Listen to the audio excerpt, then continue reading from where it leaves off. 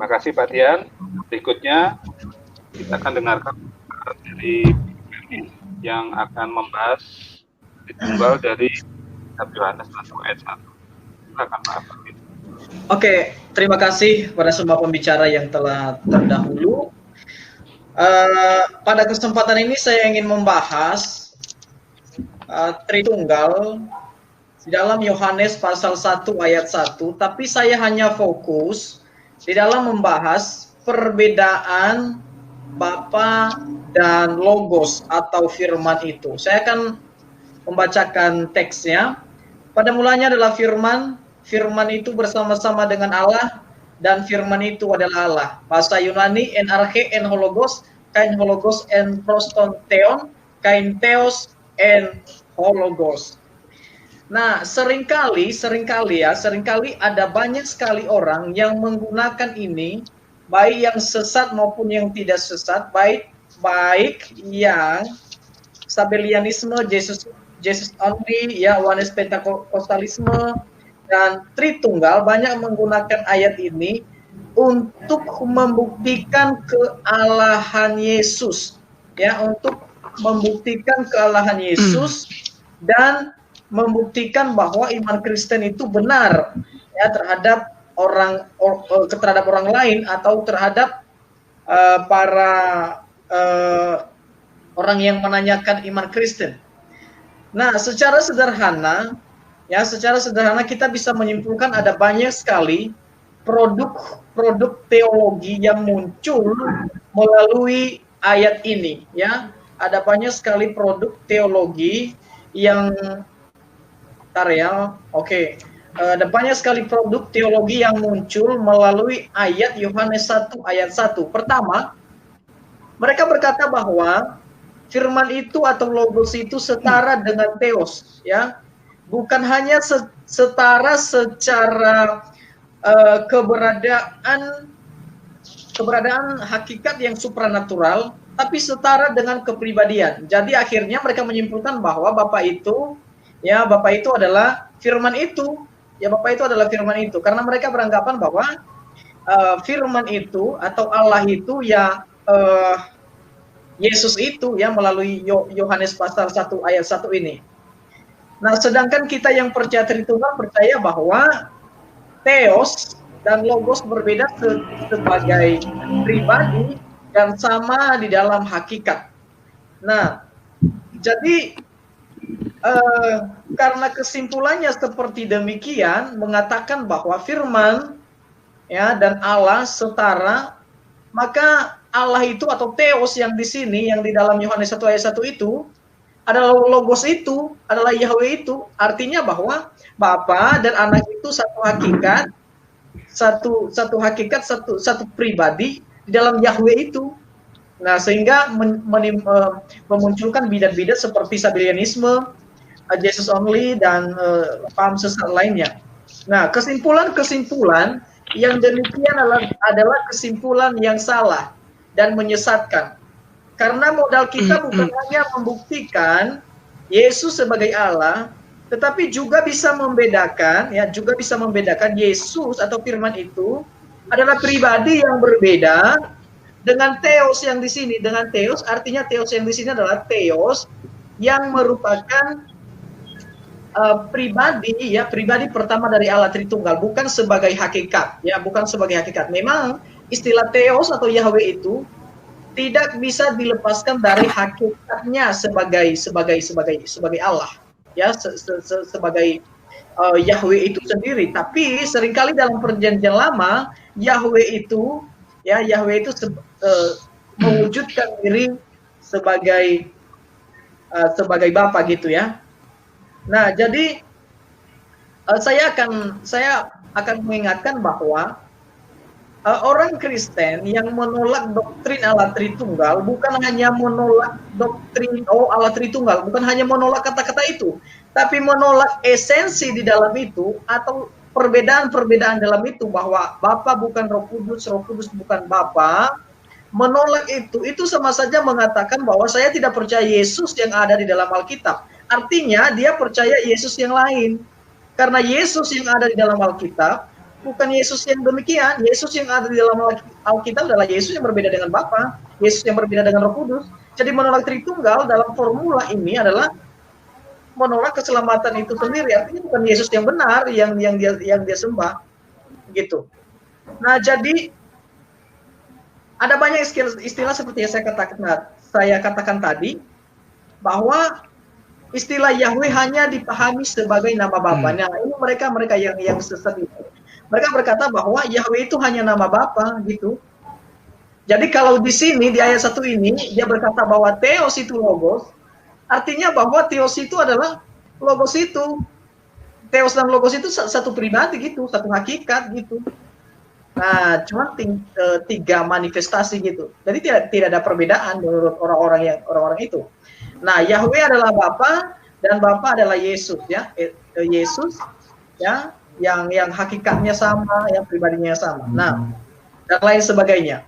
Mereka berkata bahwa Bapa, Firman dan Roh Kudus adalah satu hakikat, ya, satu pribadi itu, satu pribadi, yaitu Yesus Kristus. Nah, ini adalah kesalahan-kesalahan. Nah, kesimpulan yang saya katakan tadi adalah kesimpulan yang sangat salah. Karena kenapa? Yang pertama, Yahweh merupakan nama dari pencipta langit dan bumi. Dan pencipta langit dan bumi itu kita kenal sebagai Bapa. Nah, yang kedua, nama dari Allah yang Esa adalah Yahweh. Nah, di dalam Sema Yisrael itu, Ulangan pasal 6 ayat 5, Sema Yisrael, Adonai Elohim, atau Elohenu itu Adonai Echad. Nah, di dalam Echad itu apa? Yang di dalam Echad itu nama Yahweh itu, yang Echad itu. Atau kalau saya terjemahkan secara hurufiah, Sema Yisrael, Adonai Yahweh, ya, Adonai Elohim, Yahweh, karena memang Yahweh tidak bisa disebutkan, tapi saya akan coba sebutkan. Saya ganti kata Adonai menjadi Yahweh. Yahweh itu Echad. Nah, Yahweh yang Echad itu yang mana? Yahweh itu adalah Echad. Nah, di dalamnya ada firman-Nya, ada rohnya gitu, ya. Baru yang ketiga selanjutnya, Yahweh tidak hanya nama dari satu personal, tapi nama dari pribadi Allah yang Echad, ya, seperti yang saya katakan tadi, bahwa Yahweh itu bukan hanya nama personal dari Bapa, sehingga nanti orang yang membaca Yohanes 1 ayat 1 mengatakan bahwa Yahweh itu nama personal dari Bapa. Artinya kalau Yahweh itu nama personal dari Bapa, maka kalau Bapa itu adalah Yesus, maka Yesus itu adalah Yahweh. Tidak masalah demikian, bahwa Yahweh itu adalah nama esensi dari Yesus. Tapi ketika mengatakan bahwa Yesus itu adalah pribadi dan hakikatnya Yahweh, sama dengan Bapa, nah itu jelas sekali salah. Nah, saya akan lanjut ke selanjutnya. Perlu diingat bahwa Yahweh dalam PL sering merujuk pada pernyataan diri Bapa, ya, seperti yang sudah saya katakan, perwujudan diri Bapa, dan tidak berkesimpulan bahwa Yahweh atau Allah itu diartikan sebagai hakikat saja, tapi sebagai pernyataan diri Bapa. Kita harus membedakan antara Yahweh sebagai hakikat dan Yahweh sebagai pernyataan diri Bapa.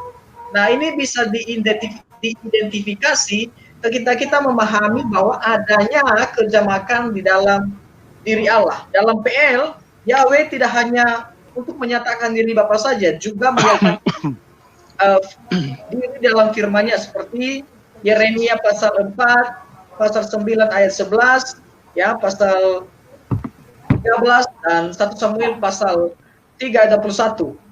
Nah, selanjutnya, jadi jika di dalam PL saja kita sudah mendapatkan notifikasi dari kejamakan diri Allah, maka mustahil, ya, jika di dalam PL kita tidak bisa mendapatkan yang demikian. Nah, oke, saya kembali lagi ke teksnya tadi. Teksnya berkata begini, ya, Yohanes 1 ayat 1, en arche en hologos en proston theon, kain theos en hologos. Pada mulanya adalah firman itu bersama-sama dengan Allah, dan firman itu adalah Allah. Sebenarnya sudah terbalik dari firman itu adalah Allah. Yang benar kalau saya artikan secara hurufiah, dan Allah itu adalah firman. Kalau saya ikuti terjemahan bahasa Ibrani, tapi itu tidak salah, cuman penekanan yang berbeda. Oke, NRK and Hologos pada mulanya adalah firman, pada mulanya adalah firman atau logos, ya. Itu sudah ada di dalam arche, artinya sudah ada di dalam kekekalan itu. Dia menggunakan n, artinya sudah ada, bukan es, bukan juga ek, artinya dia sudah ada di dalam itu. Nah, itu hanya membuktikan bahwa Yesus itu adalah Allah. Saya akan lanjut. Ya, saya akan lanjut, dan keberadaan itu sempurna di dalam Allah karena dia menggunakan kasus indikatif imperfect aktif, ya, dan logos, ya, dan logos juga bersama-sama dengan Allah. Jadi perlu diingat bahwa antara logos dan theos itu memiliki perbedaan, ya, artinya memiliki persamaan, ya, artinya mereka sama-sama dari permulaan. Di dalam permulaan itu menunjukkan bahwa hakikat mereka sama, tapi tiba-tiba di bagian selanjutnya dia berkata bahwa proston theon and hologos and proston theos. Kita harus menggarisbawahi kata-kata pros di sana bahwa itu adalah suatu pembedaan antara, atau dia diterjemahkan dalam bahasa Inggris sebagai dengan atau with, itu ya, dengan, artinya ini adalah penghubung antara objek yang satu dengan objek yang lain yang berada pada satu kesatuan yang bersamaan gitu, ya, yang bersamaan dalam satu hakikat yang bisa kita terjemahkan seperti itu. Nah, secara harafiah kita bisa melihat perbedaan antara theos dan logos dan firman-Nya. Nah, kalau seandainya tidak ada perbedaan di sana, atau orang-orang tertentu yang berkata bahwa theos itu ya logos itu adalah theos, kenapa teks menggunakan itu? Perbedaan di sana, kenapa dia menggunakan kata pros? Harusnya itu yang harus mereka jawab, orang-orang yang tidak setuju demikian. Dan juga kalau seandainya Yesus itu adalah logos dan firman itu adalah theos, dan theos itu adalah logos, harusnya bunyi dari Yohanes 1 ayat 1 ini seperti ini, ya. Saya akan membacakan seharusnya, ya, kalau kita ikuti logika mereka yang menolak. Oke Pak, siap. Menolak doktrin Allah Tritunggal, seharusnya berbunyi begini. Pada mulanya adalah firman. Firman itu adalah firman, dan firman itu adalah firman. Nah, seharusnya seperti itu. Tapi kenyataannya, faktanya Yohanes 1 ayat 1 membedakan hal yang demikian. Nanti kita akan membahas lapisan. Nah, jadi kalau mereka berkata bahwa kita menyimpulkan di dalam nama Yesus, ya, dan sebenarnya itu sesuai, dan yang kita pegang sesuai Matius pasal 28 ayat 19 sampai 20, ya, itu yang benar. Tapi juga itu bukan hanya benar berdasarkan ayat itu, juga didukung oleh Yohanes 1 ayat 1 yang membedakan antara theos dan logos. Itu aja, Pak, demikian. Baik. Terima kasih Pak Averlin atas pemaparan yang luar biasa. Kita lanjut dengan pemaparan dari Pak Albert yang akan mengambil dari teks dari Kejadian dan 1 Yohanes. Silakan Pak Albert.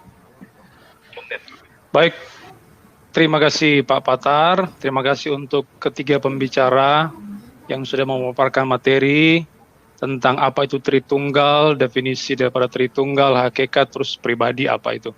Sekarang saya akan masuk ke hal yang lebih praktis mungkin, ya, yaitu praktek tentang pemahaman terhadap doktrin Allah Tritunggal.